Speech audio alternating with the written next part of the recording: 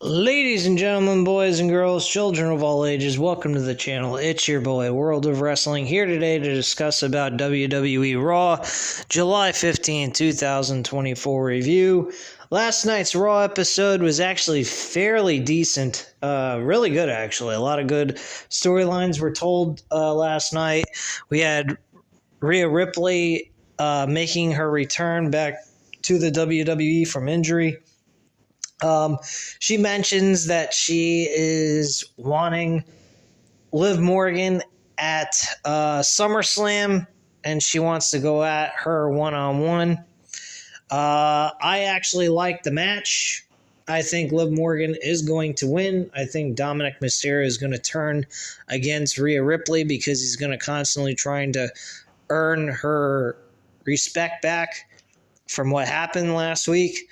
He kind of did by saying that she's not owned by anybody, she owns him.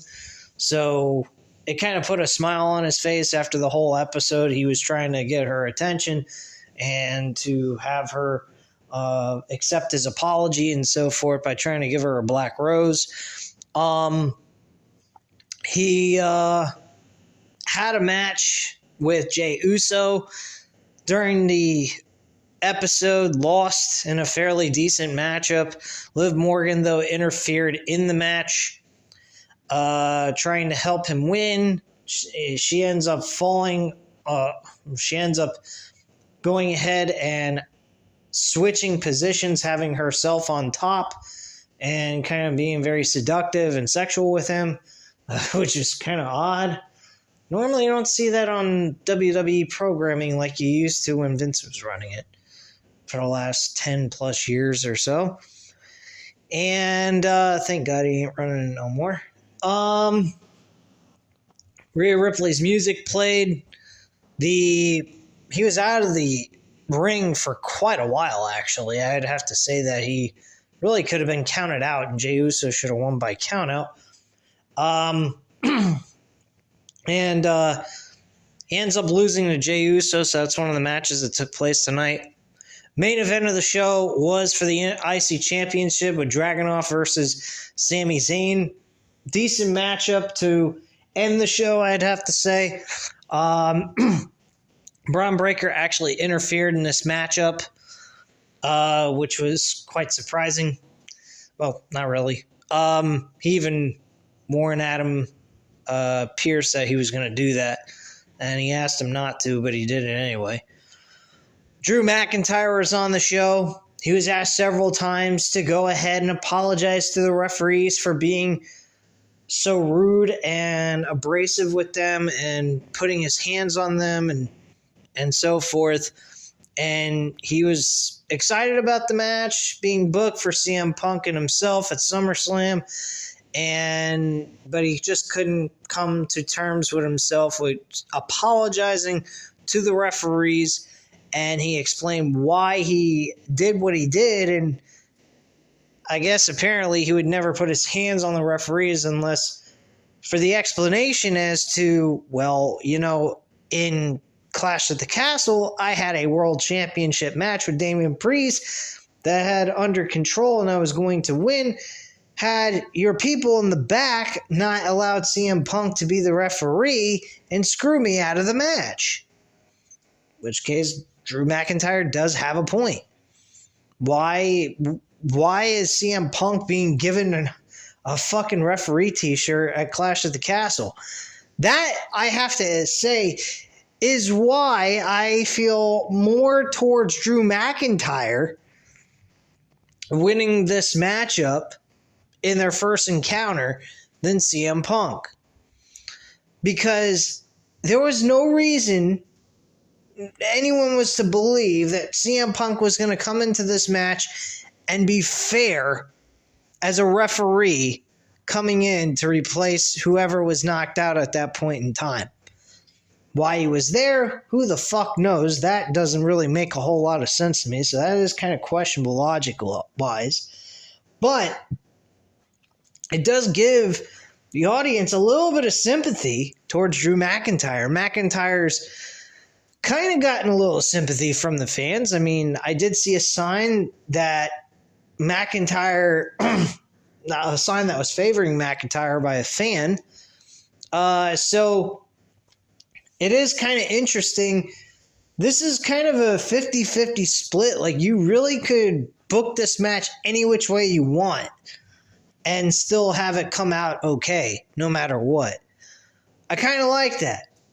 I think Drew McIntyre is going to win against CM Punk in their first encounter. I think at the end of the day, Punk is going to get the last 2 W's. I think he's going to get it at Bash at Berlin, and he's going to get it at Bad Blood for inside the Hell in a Cell. And that's where I think CM Punk is going to end it, at Hell in a Cell, and he's going to get the W. If they only do 2 matches, then McIntyre's going to get the first one, and then CM Punk's going to get a Hell in a Cell in a rematch. That's what I think is going to happen. But I think Drew McIntyre is winning at SummerSlam to get the first win, and then he's going to lose either 1 or 2 times to CM Punk to close out the rivalry. And that's what I think is going to happen there. But he couldn't bring himself to apologizing, and he blamed Adam Pearce, which he had a right to do. Adam Pearce didn't really do his job as a manager, allowing a biased participant becoming the referee and screwing Drew McIntyre over in his hometown. I totally agree with the whole concept there. I think it was the exact thing that happened. And Adam Pearce did not do his job as a manager of Monday Night Raw. So I think the idea of that is Drew McIntyre has legitimate gripe and a reason to be pissed off. Now, granted, Punk has a lot of reasons to be upset with Drew McIntyre too. I mean, countless times he kept talking about Punk and saying how happy he was that Punk went ahead and got injured and he's out, and he just kept bringing him up and that was kind of stupid on McIntyre. So technically, in a way, he kind of created his own mess. He didn't have to keep talking about CM Punk. He should have just focused on winning the World Championship and forgotten all about Punk and not caring 2 shits about what happened to Punk and move forward with his life. Had that happened, he wouldn't have talked about Punk wouldn't have done shit because Punk wasn't constantly brought up by Drew McIntyre. So that is a mistake by Drew McIntyre. So he really kind of aggravated and pissed off CM Punk. I would have to say, though, that I think Punk kind of made a mistake here. I do understand he was trying to prevent him from ever winning a world title while he's breathing, but wouldn't it have made a little bit more sense if he would have kind of ensured himself to get a shot for the world title and beat him for the championship? It does make sense, but then with the pathway of Gunther on the way to SummerSlam and Drew McIntyre being the champion, you couldn't really have that happen because then Gunther wouldn't be world champion, which I believe is going to happen against Damian Priest. So I think that is definitely happening. So he didn't apologize, and Drew McIntyre was officially suspended. And he was back in suspension because he refused to cooperate with Adam Pearce on the situation. So he was no longer allowed to be on Monday Night Raw until the suspension is lifted. And I think Punk next week, I believe, is when he's showing back up. I believe he's going to convince Adam Pearce to let it slide, let him just wrestle, have Drew McIntyre sitting at home, and Punk can do all the trash talking he wants to do to Drew McIntyre while Drew McIntyre is sitting at home watching Punk on television talk his shit about Drew McIntyre until then. That's what I think is going to happen. And then they're going to have their match at SummerSlam, having Drew McIntyre finally make his return back to WWE after suspension. So that's it. I think that's where that's going. We had Gunther and Damian Priest highlighting and hyping up their World Championship match at SummerSlam, which was excellent. Thought that was an excellent job by these guys. I think they did very well here, doing their promos. Gunther pretty much stated, you've been a decent champion, but you ain't no champion like me. I mean, you're not doing the greatest job in the world. I mean, for your standards, you're doing fine. But for me, you're not really the best world champion we've ever seen here in the WWE. So Damian Priest says, I'm going to prove you wrong. I'm going to go ahead. I'm going to become world champion and so on and so forth and retain the championship. And that's pretty much it. Oh, yeah, I forgot about Seth Rollins. Seth Rollins made an appearance during the Drew McIntyre segment. So that was another thing that happened. He was there briefly. Seth Rollins was not really used that much on this show last night, which was kind of surprising.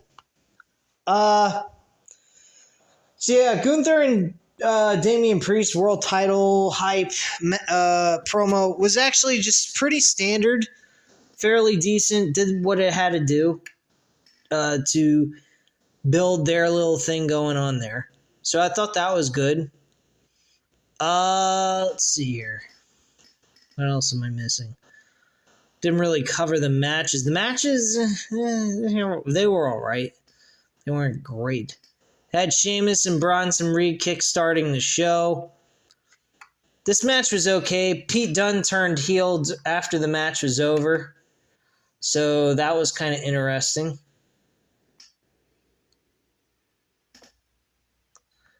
Let's see here. So yeah, Sheamus did pick up a W here with a knee to the face. He's celebrating on the turnbuckles. Reed is irate and charges to attack Sheamus from behind, but Pete Dunne intercepts him with a Psycho knee kick, and Sheamus extends his hand to thank Dunne, but Dunne angrily walks off on him, and Sheamus turns, so Dunne attacks him from behind and walks off again. Reed takes advantage and heads to the top rope. Dunne shrugs his shoulders as to say, hey, he's on a platter for you. Take advantage of it while you have it. And as he does that, Reed crushes Sheamus with a tsunami. Leap off the top rope. So that's pretty much what happened there. Following that, we see Priest is with Rhea Ripley. The rest of the Judgment Day minus Dominic Mysterio playing WWE 2K24. They seem like they've become little children in the Judgment Day clubhouse. I don't know what the fucking deal is with Judgment Day, but they've turned into a fucking circus. He tells her it's great to have her back. Ripley appreciates him holding everything down while she's been gone. She says Priest still has a lot on his plate, and he is meeting with Gunther and facing Braun Strowman tonight. Priest says that he's got all of this, and Ripley asks why Carlito is here in the Judgment Day clubhouse. Before Priest can explain, Mysterio walks up and asks for a moment, and Ripley rips a rose up in his face. And Mysterio says he's been trying to reach her all week. She asks where he was the last 3 months when she was injured. Was he too busy with his girlfriend? And Ripley storms off. Carlito comes up and plays Captain Obvious by saying she's angry, huh? Carlito's pretty much a fucking comedy relief for the Judgment Day at this point. That's pretty much all he is at this point. WWE IC Champion Sami Zayn is walking backstage when his opponent for the evening, Dragunov, stops him, and Dragunov appreciates getting a title opportunity, but he hopes it wasn't because he helped him last week.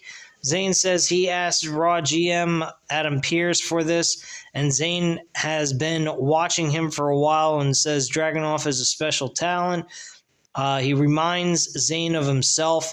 When Dragunov is deep in the fight, his hair is messed up, his face is beet red, and there are welts on his body. He fights like his life depends on it. That's the kind of person that deserves a shot at the title. Zayn warns Dragunov that he better bring his absolute best, and Dragunov says you better do the same. Dragunov walks off. Get a pretty much a highlight of Gunther's championship wins and everything else and what he's done in his career. Now it's all leading up to him becoming world champion. So there you go. Jackie Redmond interviewed Zelina Vega. Redmond asked how Ripley's return impacts her chance or her chase at the Women's World Championship. Vega says once the weird love triangle gets sorted out, she'll go to the front of the line because she would be champion if not for Dominic Mysterio. Sonya Deville, Shayna Baszler, and Zoe Stark walk up to her. Deville says the line to the front goes through them, and Vega says she couldn't hear anything past Deville's forehead. Nothing will get in her way of getting the title. Not Dominic's mustache or their mustaches. And Vega challenges Deville to a match, which Deville accepts. Okay, great. So we get Zelina Vega and Sonya Deville. Deville gets the win. Didn't really pay much attention to this match at all.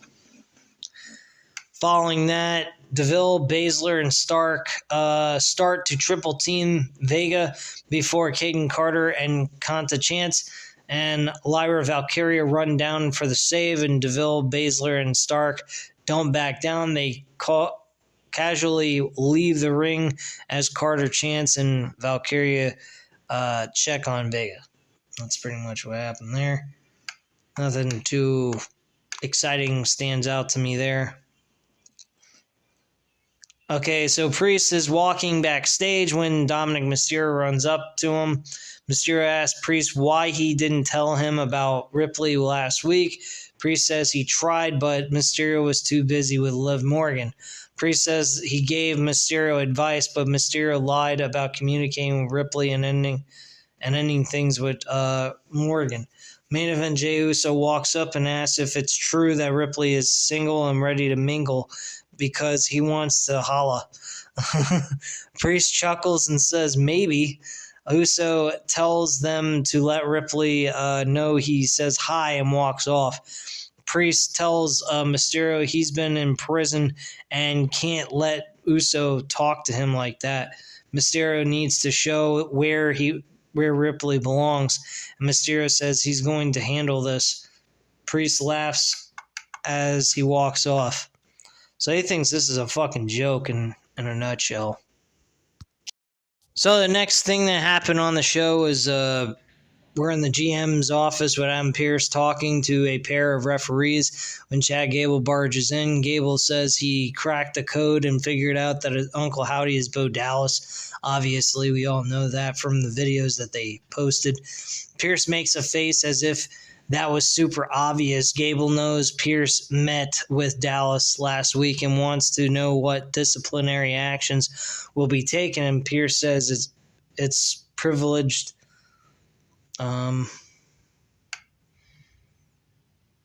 Privileged information, but Dallas is here tonight. If Gable wants to talk to Dallas, he can do it tonight. And Gable says he'll handle it himself like always. Call Dallas out tonight. And Gable walks off and says, pathetic. There was also a video about Eric Rowan. Very good video. One of the best videos of the videos that have been released by about the Wyatt 6.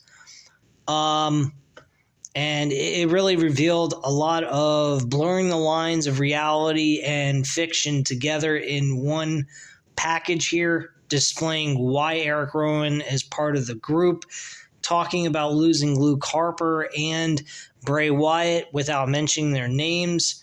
If you follow the show, you know what he's talking about, and you know those people. You know that he was part of that group of the Wyatt family. So everything about Eric Rowan was very touching. He was crying, feeling empathy, sympathy for both Bray Wyatt and Brody Lee. I really enjoyed that segment. I thought that was excellent. One of the best Wyatt 6 segments I've seen so far. I mean, don't get me wrong, the two Bo Dallas videos were pretty interesting and I enjoyed them. Actually, I think there was 3 of them. But now they're touching other participants of this group, and I'm really enjoying this. I really think this is it's a long burn. I will admit that. They're kind of taking their time getting to the point, but later on in the show, Chad Gable calls out Bo Dallas. Great segment. Bo Dallas looked and felt normal, but when they beat the shit out of him, both him and the Creed brothers, which is now the new Alpha Academy because he tried talking to the original Alpha Academy and they blew him off, they're going to be in Xavier Woods' corner to fight off the Final Testament next week. So he was very upset about that. So Chad Gable called out Bo Dallas, and the Creed brothers beat the shit out of him with Chad Gable, and every time they beat him down, Bo Dallas would sit there and start laughing and laughing. He'd go, "What the hell is wrong with you? We're beating the shit out of you and you're sitting here laughing. This doesn't make any sense." I was really fearful that the Creed brothers were going to put Bo Dallas on the shelf for a little while because they were manhandling him. I mean, manhandling him and beating the tar out of him. Unbelievable shit. And then the Wyatt 6 finally come out, and they pretty much go ahead and take over the ring, and Chad Gable and the Creed brothers kind of leave the ring, and that was that. Following the little spat that Gunther and Damian Priest had, we did have a Damian Priest versus Braun Strowman match, non-title match, and Braun Strowman lost this matchup. Damian Priest won his matchup, which was nice because I'd hate to think that he's going to lose a match to Braun Strowman going into SummerSlam. That would have made no fucking sense at all. The ring general, Gunther, charges down to the ring and sneers at Priest. Gunther chops him. So Priest punches away at him in the corner, and Gunther fights back with a chop, but Priest floors him with a clothesline, and Gunther retreats, leaving a fired-up World Heavyweight Champion in the ring. So, not bad there. I thought that was pretty good. A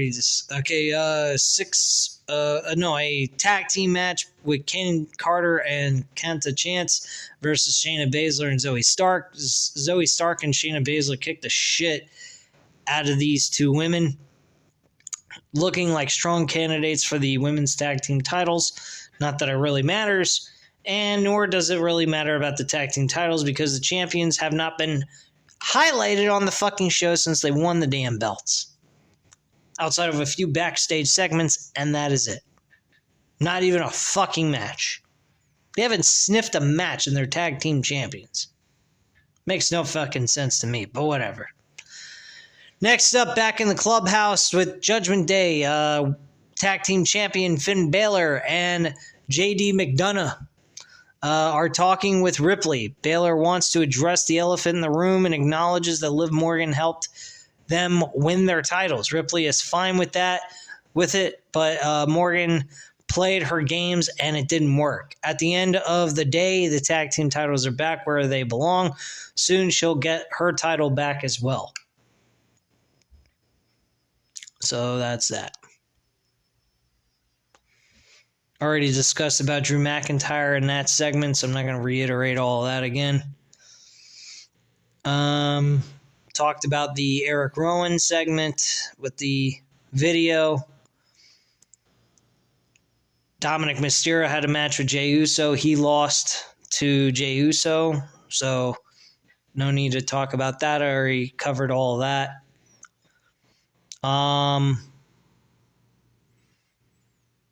Chad Gable segment, I've already discussed that with you guys, so that's cool. It was a good segment, really good. Thought that was actually very awesome what they did there. And then we had the IC Championship match, Sami Zayn and Dragunov one-on-one in the main event. Good matchup, ended with a disqualification because of Braun Breaker.